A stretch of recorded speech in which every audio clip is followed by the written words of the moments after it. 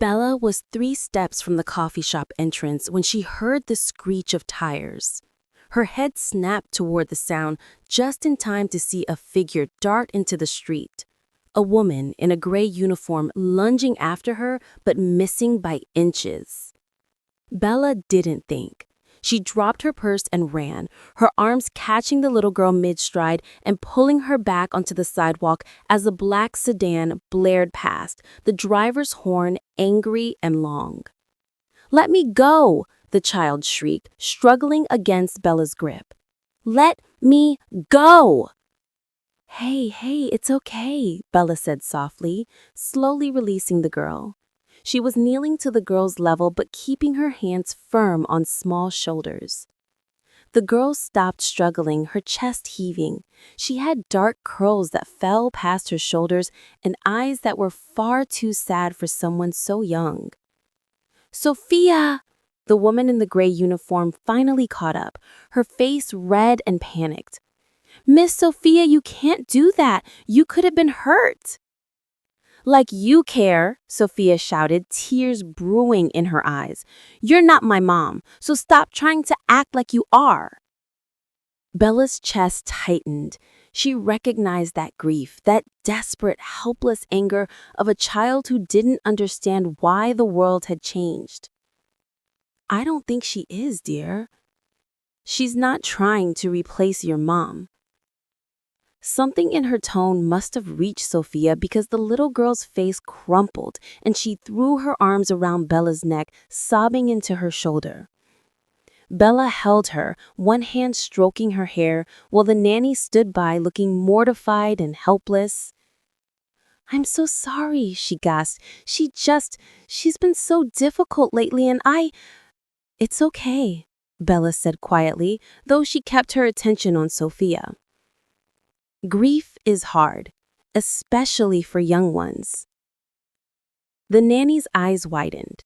"How do you know about—" "I saw the news," Bella lied smoothly. She'd seen more than the news. She'd seen the obituary, the funeral announcement, the society pages mourning Nancy Brown, beloved wife and mother who died in a tragic car accident 22 months ago. She'd seen it all because Nancy had been her half-sister. The sister who'd abandoned her 20 years ago and never looked back. The sister who'd called her 3 days before her death asking to meet, and Bella was too busy or too proud to call back. Bella released Sophia slowly, reluctantly handing her back to the nanny. She forced her legs to walk away. "I don't want to go to the park," Sophia's voice carried across the street, sharp with teenage frustration. "I told you I want to go to the mall." "Your father said fresh air and exercise," the nanny replied, her tone tired. "The park is what we're doing." "I'm 13, not 3, Sophia shot back. "I don't need to play on swings." "Well, you're acting like you're 3, the nanny snapped. "Then quit," Sophia snapped. "Everyone else does." "Don't tempt me," the nanny shot back. Bella stopped in her tracks. It was a bit unreasonable to ask a 13-year-old to go to a park full of kids. She turned around before she could think better of it. "Excuse me," Bella said. "I don't mean to intrude, but maybe everyone should just take a breath. She just had a scare. You're understandably upset and—" "Thank you for your concern, but I have this under control," the nanny interrupted. Then turning to Sophia, "Come on, we're going home. Your father will hear about this." "Good," Sophia said. "Maybe he'll finally fire you." Bella watched them walk away, the nanny gripping Sophia's arm perhaps a bit too tightly, and felt her chest constrict. Nancy's letter burned in her mind, the words she'd memorized after reading them 100 times. "Dear Bella, if you're reading this, it means something has happened to me. I know we haven't spoken in ages. I know I hurt you by disappearing from your life. But I did it to protect you, and I hope someday you'll understand. Right now, I need you to do something for me. I need you to check on my daughter Sophia. Make sure she's safe. Please, Bells. You're the only aunt she has. Nance. The letter had arrived almost 2 years ago, forwarded from 3 different addresses before finally reaching Bella.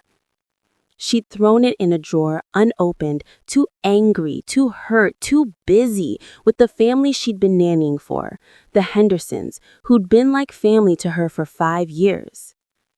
But then they'd announced they were moving to London, and while packing, Bella had found the letter again. And this time, she'd opened it. Nancy had been dead for almost 2 years by then, and Bella had been sitting on a letter begging her to protect her daughter. That was 3 weeks ago. 3 weeks of guilt, of watching from a distance, of trying to figure out how to get close enough to make sure Sophia was safe. She hadn't planned on literally saving the girl's life. Bella planned to return to the shadows, continue watching Sophia from a safe distance. She was due to leave town with the Hendersons in 2 weeks. They had given her time off to sort out her affairs. "Hey!" Sophia called out from across the street, waving at her. Bella wished she could disappear as she watched Sophia tug her father towards the coffee shop. Eric Brown. She'd seen his picture online, handsome in that sharp, controlled way of wealthy men. But in person, he was different. Tired, grieving. His dark suit was perfectly tailored, but there were shadows under his eyes that no amount of money could hide. "I'm Eric Brown," he said, extending a hand. "Sophia's father." "I'm Bella Williams," she replied, shaking his hand. His grip was firm, warm. "You saved my daughter's life," he said, quietly. "Sophia told me all about it." "It's nothing," Bella said, trying to control her nerves. "I was just at the right place at the right time. I'm just glad that she's okay." She looked at Sophia. The girl was beaming, much different from the irritated look on her face the first time they met. Eric noticed how relaxed Sophia was standing next to Bella. "Miss Williams, do you have experience with children?" Eric asked. Bella's heart hammered. "I do have experience, yes. I've been working as a nanny for a few years." "Sophia's former nanny. She quit yesterday. Would you be willing to come to the house tomorrow?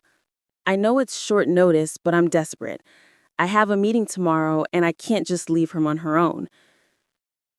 This was it. The opportunity she'd been waiting for since she'd seen Nancy's obituary and felt that toxic mixture of grief and rage and guilt. "I'd understand if you can't, or if you're currently employed," Eric added. "I'm between jobs at the moment." It wasn't entirely a lie. The Hendersons had offered to take her along out of pity. Their daughter was turning 15 and didn't need her anymore. Eric looked at Sophia, who was watching Bella with curious eyes. "Sophia, sweetheart, do you like Miss Bella?" She shrugged her shoulders. "I think she's cool and all, but I'm a little too old for a nanny." But her voice didn't hold much argument. He scribbled the house address on a napkin and handed it to Bella. "I'll be expecting you tomorrow." Bella looked into his eyes and saw a grief that mirrored her own, though his was pure and uncomplicated, while hers was twisted with resentment and guilt. "I'll be there," she said, softly. The Brown estate was exactly what Bella had imagined, sprawling, elegant, and utterly lifeless. Every room was perfectly decorated, every surface gleaming, but there was no warmth. No family photos on the mantle, no drawings stuck to the refrigerator. It was a museum, not a home. Nancy's doing, probably, or her absence. "Thank you for coming on such short notice," he said, shaking her hand. "I've been through 6 nannies in the past year. Sophia is difficult." "She's grieving," Bella said quietly. "That makes people difficult." Eric's expression shifted, something like relief crossing his face. "Yes, exactly. Most people don't understand that." He led her through the house, pointing out rooms with the mechanical efficiency of someone who'd done this too many times. "Sophia's room is upstairs. She's there now. She's been spending more time alone lately, which worries me, but her therapist says it's normal for teenagers." "Teenagers need space," Bella agreed, "but they also need to know someone's watching out for them." "That's what I'm hoping you can do," Eric said. He stopped at the base of the stairs. "Miss Williams, I should be honest. Sophia has been difficult since her mother died, but it's gotten worse in the past 6 months. She's angry all the time. She fights with every nanny I hire. She refuses to do anything she's told. Her grades are slipping. She barely eats. I don't know how to reach her anymore." Bella saw the desperation in his eyes and felt a pang of sympathy. Whatever else he was, Eric Brown loved his daughter. "Let me meet her," Bella said. "Maybe she'll talk to me." Sophia's room was at the end of the hall, door closed. Eric knocked softly. "Sophia, Miss Williams is here." "Come in," came the sullen reply. The room was what Bella expected for a 13-year-old. Posters on the walls, clothes scattered on the floor, a laptop open on the desk. Sophia was sitting on her bed, arms crossed, looking defensive. "Hi, remember me? The lady who kept me from becoming roadkill. We literally saw each other yesterday. Yeah, I remember." "I know you said you don't need a nanny. You're 13, which means you're old enough to be treated with respect. But it also means you're old enough to know running into traffic without looking is stupid," Bella said, ignoring the attitude. Eric winced, but Sophia's lips twitched. "Fair. So here's the deal. If I take this job, I'm not going to baby you. I'm not going to force you to do things just because, but I am going to keep you safe. And I am going to call you out when you're being an idiot. Can you handle that?" Sophia studied her for a long moment. "You're weird, but you'll do." Eric looked between them, clearly baffled, but relieved. The first few weeks were easier than Bella expected. Sophia responded to being treated like an adult. And while she still had moments of teenage attitude, she wasn't deliberately difficult. They fell into a routine. Breakfast at 7, school run, homework supervision in the afternoon, dinner preparation together. Eric worked long hours, but when he was home, Bella noticed how he lit up around his daughter, how he asked about her day, tried to engage her in conversation, looked heartbroken when she gave him one-word answers. "She used to tell me everything," he said one evening after Sophia had gone to bed. He and Bella were in the kitchen and he was nursing a glass of whiskey. "Every little detail of her day. Now I'm lucky if I get a sentence." "She's a teenager," Bella said gently, "and she's grieving. That's a complicated combination." "Her mother would have known what to do," Eric said, his voice rough. "Nancy always knew how to reach her." Bella's chest tightened at the name. "Tell me about her," she said, even though she wasn't sure she wanted to know. "About your wife." He smiled, sad and distant. "She was incredible, strong, fierce, protective of Sophia above everything else. She had rules about who could be around our daughter, where she could go, who could watch her. I thought she was being overprotective, but..." He trailed off, staring into his glass. Maybe she knew something I didn't. What do you mean? Bella asked carefully. Before Eric could respond, they heard a crash from upstairs. They both ran, taking the stairs 2 at a time.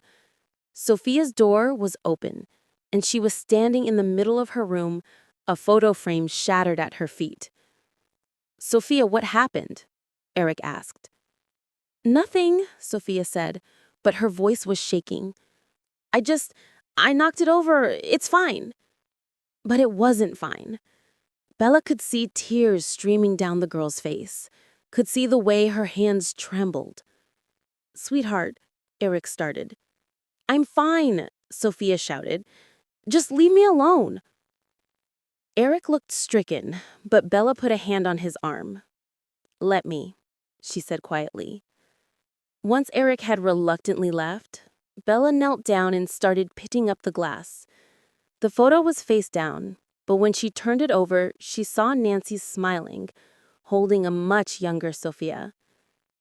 You look a lot like her, Bella said softly. Everyone says that, she muttered, sitting on her bed. Like it's supposed to make me feel better. It doesn't. I know, Bella said. She set the photo carefully aside and sat beside Sophia. I lost someone too. Someone I was really angry at. And then she died before I could tell her how I felt, and I didn't know if I should be sad or angry or both. Sophia looked at her, surprised. How did you deal with it? I'm still figuring it out, Bella admitted. But I think maybe the anger and the sadness can exist together. You can miss someone and still be mad at them for leaving. I'm not mad at her, Sophia whispered. I'm mad at him. Bella's heart stopped. Who? My dad, Sophia said, and her voice cracked. The night she died, he was supposed to watch me. But he had some stupid work thing and he dropped me off at Grandpa's house. And Mom went crazy. She called like 1,000,000 times. He was supposed to pick me up, but he says she was overreacting. And then she left in the middle of a storm and... Her voice broke completely, and Bella pulled her close, feeling the girl shake with sobs. It's not your father's fault, Bella said fiercely. He didn't know. He couldn't have known. I know, Sophia said against her shoulder. That night, lying in bed in the guest room Nancy probably furnished, Bella stared at the ceiling and tried to remember why she'd come here. To find answers? To understand what Nancy expected of her? To punish the sister who'd abandoned her? To know more of the life her sister lived without her? But the answers weren't in Nancy's carefully organized desk drawers or her meticulously labeled photo albums. They weren't in the journals Bella had found filled with mundane observations about Sophia's development and Eric's work schedule. Nancy remained a mystery, and Bella was running out of time to solve it. The more time Bella spent at the Brown house, the more she felt pulled in. Sophia was opening up to her, much more than she expected. She told her in detail what happened in school and who her newest crush was. She sought her help when deciding on outfits when hanging out with her friends. Eric, too, had adjusted to having her in his home. She was the go-between for him and Sophia. She could see why Nancy had fallen for him. He wasn't just handsome and wealthy, he was stable, constant. He offered the kind of solid foundation she hadn't known growing up. He was attentive and caring. Bella found herself looking forward to him returning from work. She was excited to share with him the day she and Sophia had. They bonded over those discussions. Even on her days off, she found herself making mental notes of things to tell him when she returned to work. Her feelings were all over the place. She wasn't sure what it was that she felt, and she was too afraid to explore it. There were times when she felt he was staring, times when she would look up from helping Sophia with a task and would catch his eyes on her. In the beginning, he would look away when caught, but now he offered a small smile, like he didn't mind that she knew he was watching her.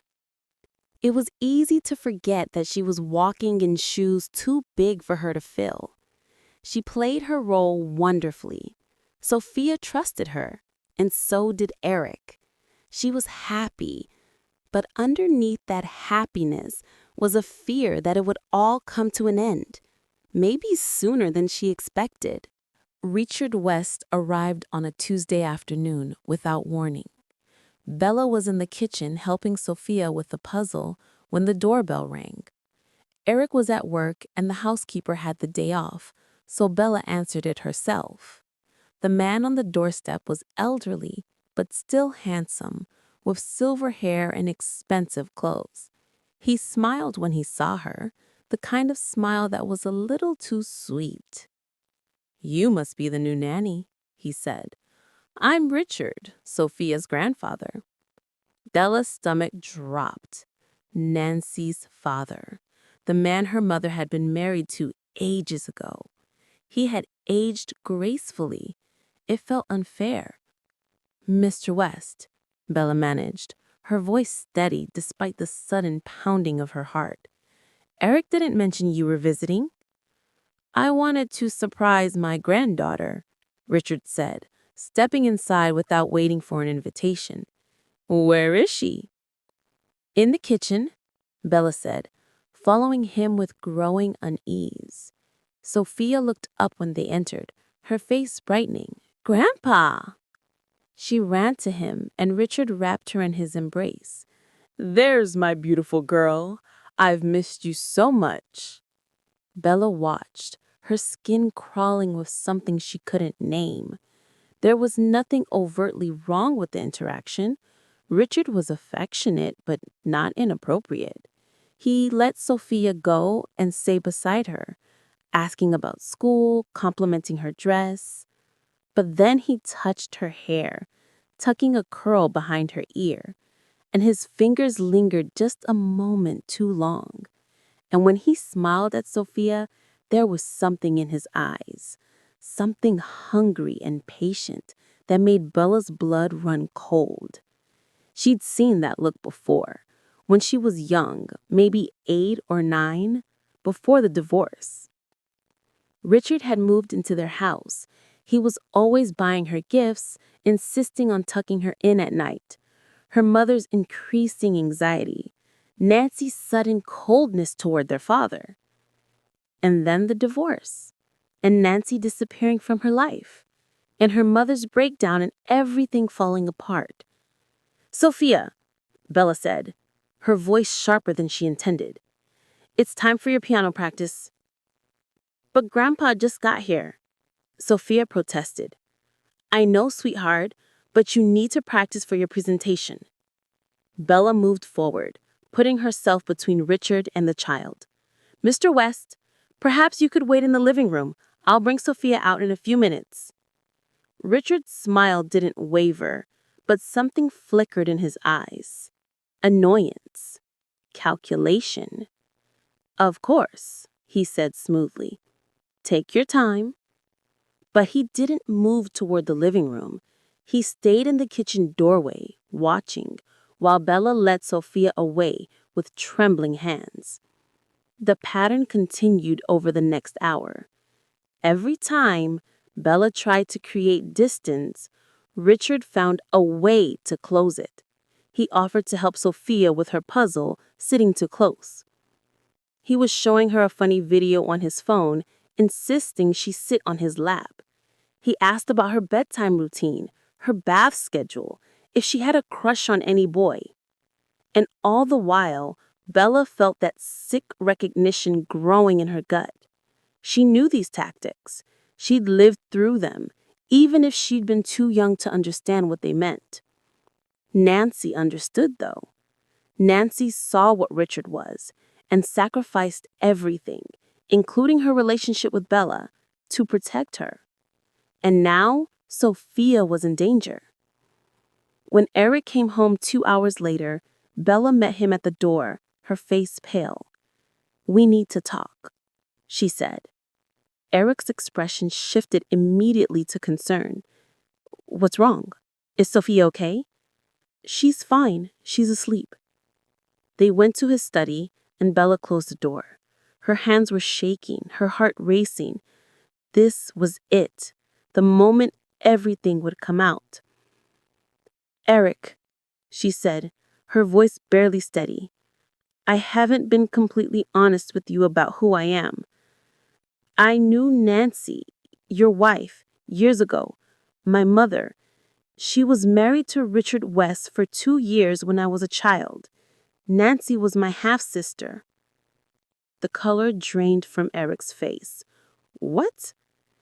"Nancy and I spent a lot of time together for a few years after our parents married. But when I was 10, they divorced, and Nancy cut me out of my life completely. I didn't understand why. And I hated her for it. And then 2 years ago, she called me. She wanted to meet. I was working. I didn't answer. I could have texted her back, but I was so angry. She was texting me to meet out of the blues, 20 years after icing me out. 3 days later, I learned about her death." "Jesus Christ," Eric breathed. "You've been lying to me this whole time?" "No. Yes," Bella said. "I didn't mean to. I came here looking for answers.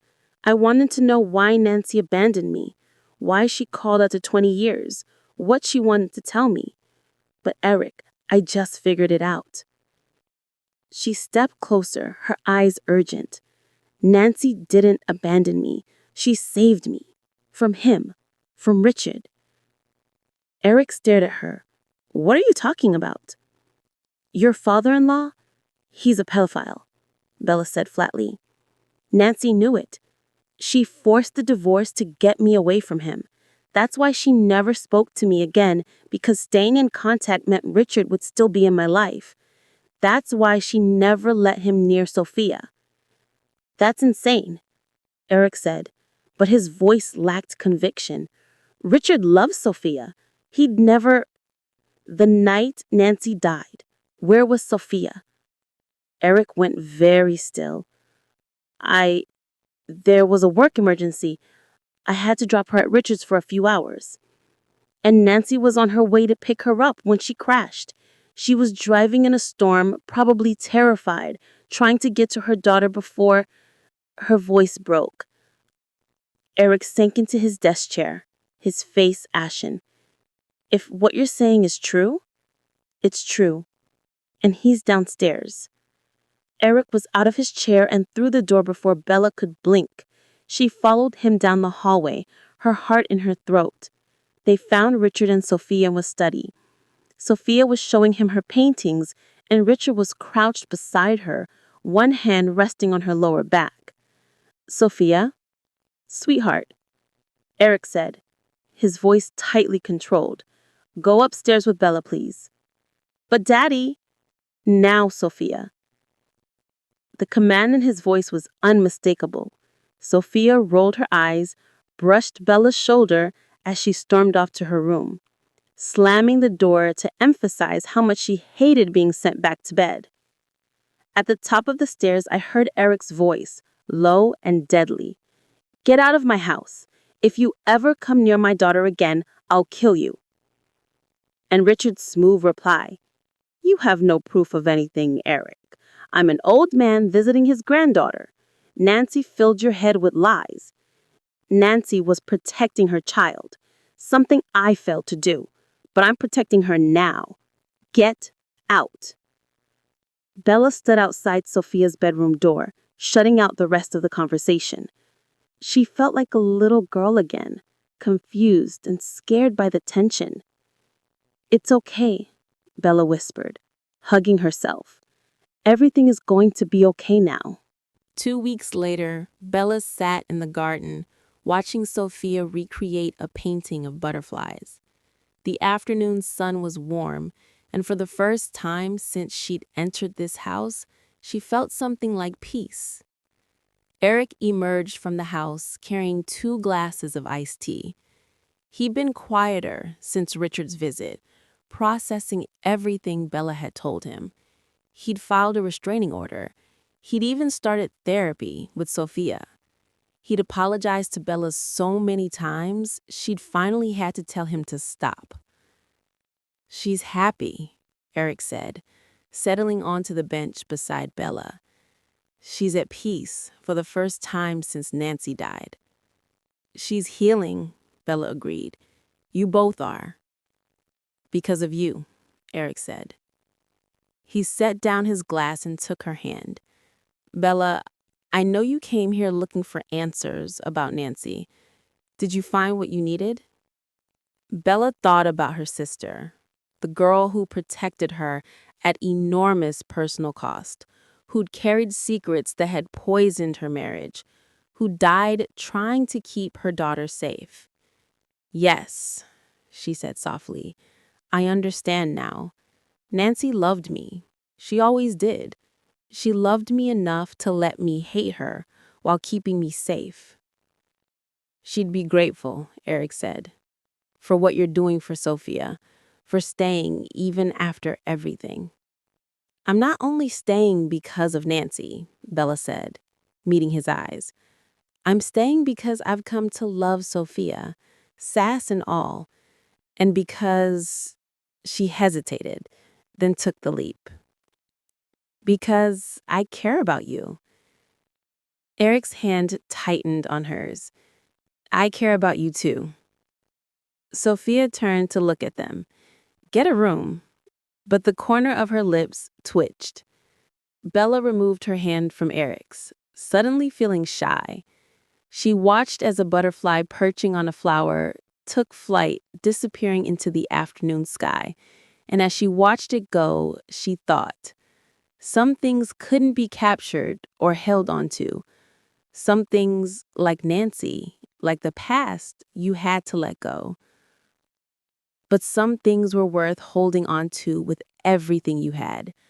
As Eric's arm slipped around her shoulders discreetly and Sophia worked on her painting, Bella finally understood what Nancy had been trying to tell her in that last, desperate phone call. Family wasn't about blood or betrayal or the secrets that divided them. It was about love and protection and the courage to do what was right, even when the cost was everything. Nancy had known that. And now, finally, so did Bella.